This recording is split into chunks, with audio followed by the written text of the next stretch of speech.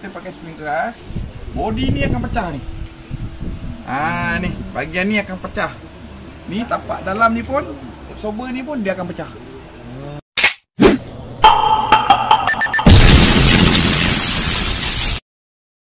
Jangan lupa subscribe guys. Dia tak terkeluar tau, dia tak terkeluar daripada body.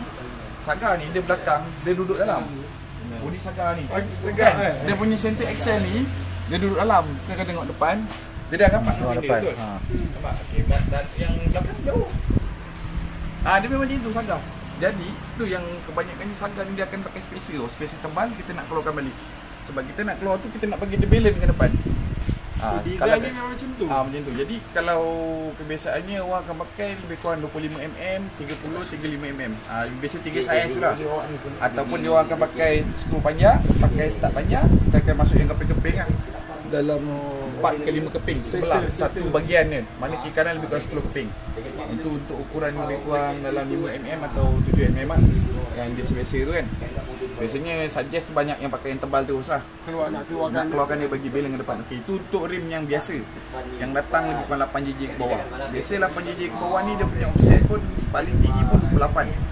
28, 30, 32 ataupun 42, 48. Itu maksudnya bila dia pakai tayar depan duduk dalam. Tayar belakang keluar. Lagi ke dalam. Lagi ke dalam. Jadi itu yang kita akan keluarkan. Itu untuk yang spek biasa. Kalau datang 8jj, 8.5 ke atas ke 10jj, offset dia ni orang kata kategori kau hajar lah. Bukan kau hajar apa. Dia akan datang spek dia 30 ke bawah. Maksudnya dalam rim ni, bila offset tu makin kecil nilai dia, maksudnya lebih 30 ke kosong, maknanya bila kita pakai dekat body ni, dia akan terkeluar. Lagi terkeluar sebab dia center rim tu dikirakan tengah-tengah kosong. Tengah-tengah rim tu kosong. Jadi bila nombor tu makin besar, maknanya rim tu makin ke dalam. Kalau dia kata negatif, maknanya rim tu makin terkeluar. Negatif. Jadi kita bacakan kes ni lebih kurang offset 32 lah depan. 32 dekat depan. Maknanya belakang ni dia akan ke dalam. Kalau dia datang offset 32, dia dah akan mengalir. Jadi kita kena fitting lah. Kita dah tahu bila belakang ni dah akan duduk dalam. Tapi kalau kata dia datang offset 15, maknanya 20 ke kosong, 15, 10, 8 biasa orang pakai yang popular lah. Bila kedudukan depan tu dia masuk rim, maknanya kedudukan bunga tayar ni dah keluar daripada rim. Maknanya dia dah keluar daripada fender. Maknanya kedudukan fender tu asal kilang. Kalau dia dah terkeluar, maknanya kalau kat belakang kita lagi penat nak kejar dia. Betul. Maksudnya kita nak keluarkan dia. Maksudnya kalau depan saja dah terkeluar contoh daripada body ni lebih kurang 1 inci. Maknanya kalau ni kita tolakkan 1 inci, okey kita kalikan lebih kurang 2 inci setengah lagi nak kena keluarkan dia. Jadi kita nak kena kejar yang depan. Bila kita nak kejarkan depan, yang belakang ni jadi lagi besar. Itu cerita dia. Tapi dia buat minyak lagi. So kalau dia pakai rim yang offset dia terkeluar, tak jadi masalah. Tak ada masalah pun, tak sangkut. Sebab dia tujuan utama AS ni dibuat bukan untuk rim keluar. Cerita dia. Tujuan AS ni adalah untuk rendah labelkan dia. Maksudnya Sagar ni kalau kita tak buang, dia kedudukan asal macam ni, okey. Dia tegak kan. Ni Sagar ni. Semua kita kebal. Kita kebal ke Sagar lama semua tegak. Okey, cerita dia bila dia tegak, kita tak nak lewatkan dia. Sangkut. Sangkut. Kita sangkut sekarang ni kita nak selesaikan masalah tu bila kita buat sini dia dah bebas semua. Ini pun daripada jarak sini ke bawah lebih kurang berapa inci ni. Jauh sangat. Dia boleh turun lagi. Kalau kita ikut kira-kiraan jari selalu ni pun masih ada 4 jari lagi ni. 4 jari. Okay, kita tolakkan ke dalam lagi berapa? Banyak lagi ni. Maknanya tayar ni mesti boleh masuk dalam lagi. Boleh rendah lagi. Slam habis lah. Boleh lewatkan dia lagi. Itu cerita dia. Itu tujuan dia buat benda ni. Sebenarnya kalau kita fikir balik, kenapa setengah orang kadang-kadang dia nak rendah kereta? Okay, sebenarnya kereta rendah ni dia ada dua penilaian orang lah. Pertama, dia memang suka main low road, ataupun ada suka kereta tu rendah. Orang kata bukan low road, rendah lah. Maksudnya dia bukan dalam keadaan tinggi yang asal. Maksudnya kelebihan rendah ni, bila kita laju, dia lebih stabil. Cumanya yang kurang menyenangkan bila kita rendah ni, kebanyakannya akan setak spring tu jadi keras. Keras dia melamun-lamun dalam kereta. Bila jadi respon macam tu yang kan ada setengah orang tak apa nak senang kan. Tu yang tukar adjustable apa semua macam-macam solution ada orang guna pakai macam mana nak bagi dia stabil, sedap. Cumanya kalau yang terniat hati tu nak pakai spring keras-keras, kononnya takut sangkut, lebih baik batalkanlah niat. Sebab sebelum terjadi diingatkan je lah, dia akan jadi masalah kat sini. bila kita pakai spring keras, body ni akan pecah ni. Ni bahagian ni akan pecah. Ni tapak dalam ni pun, absorber ni pun dia akan pecah. Tapak spring tu dah boleh kiat ke atas. Kalau dah jadi macam tu, faham-faham je lah kesan dia apa kan. Maksudnya teruk bagi kita lah. Kerek body ni. Kita kena faham apa body Saga ni, dia tak lembut, tak keras.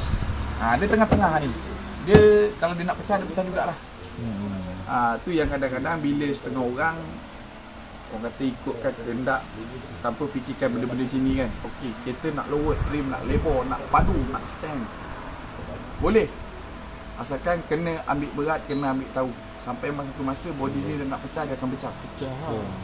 Jangan fikir waktu nak lawa kan, nak racing. Betul. Tapi bila dah jadi masalah, dah pecah ni, dah tak boleh repair, semua orang tak nak layan, lepas tu kebanyakannya scrap kereta. Itu yang jadi permasalahannya.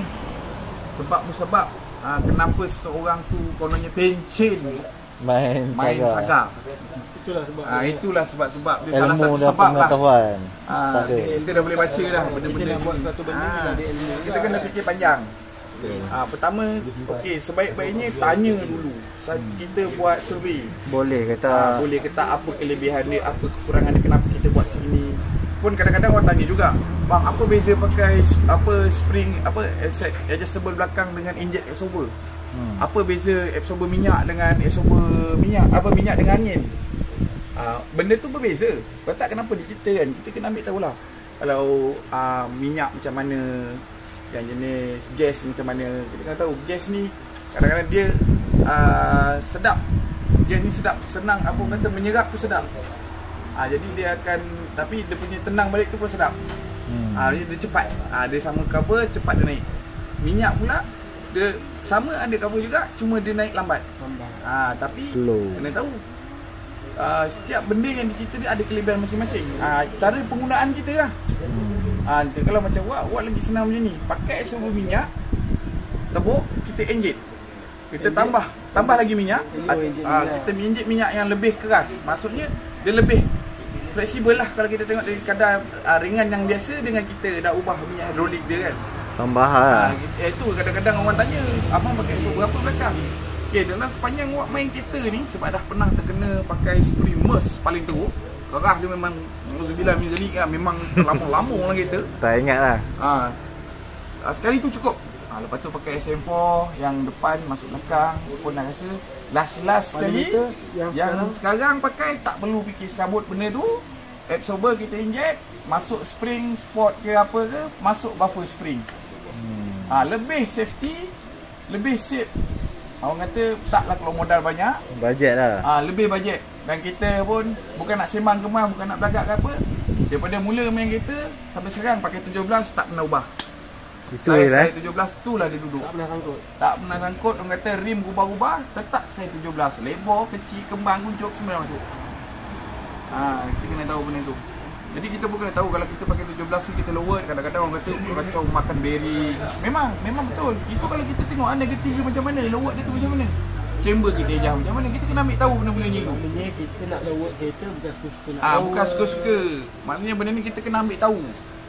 Kesan dia macam mana, lepas tu akan datang apa yang akan jadi pada kita, cara pemanduan kita macam mana. Kita kena ambil tahu benda-benda ni.